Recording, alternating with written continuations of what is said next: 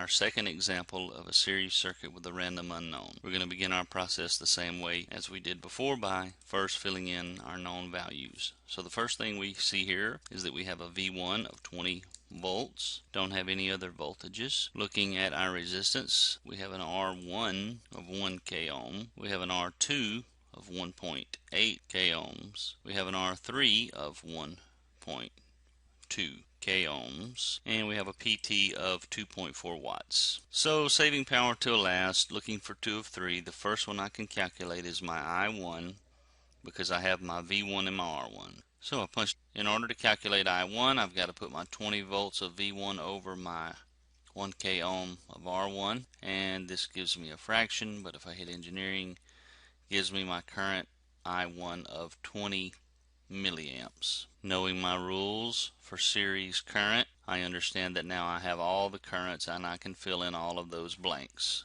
So I filled in all of my current, and the next thing I can calculate is V2, which will be I2 times R2. 20 milliamps times 1.8 k ohms gives me a voltage on V2 of 36 volts.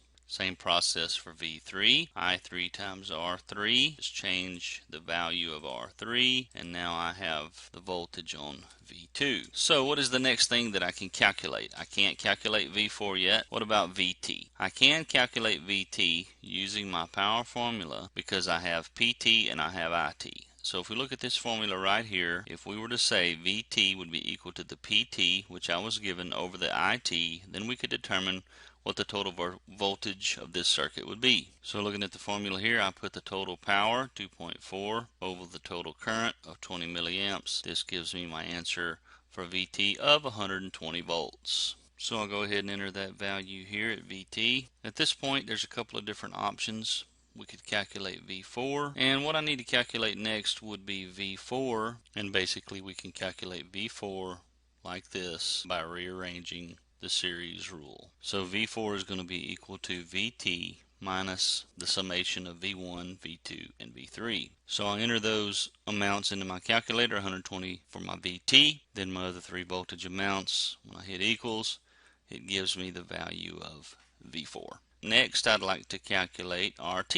RT would be equal to VT over IT, 6 k ohms. Next, I'd like to calculate R4. V4 divided by R4 gives me 2 k ohms. And finally, I can calculate all my powers. Current times V1 for P1, 400 milliwatts. For P2, I just changed the voltage, 720 milliwatts. P3, 480 milliwatts. P4, 800 milliwatts. And remember, you can check your work. Remember, you can always check your calculations by making sure that you get the same answer whether you do IT times VT for PT or P1, P2, P3, and P4 to get PT. You should get the same answer both ways.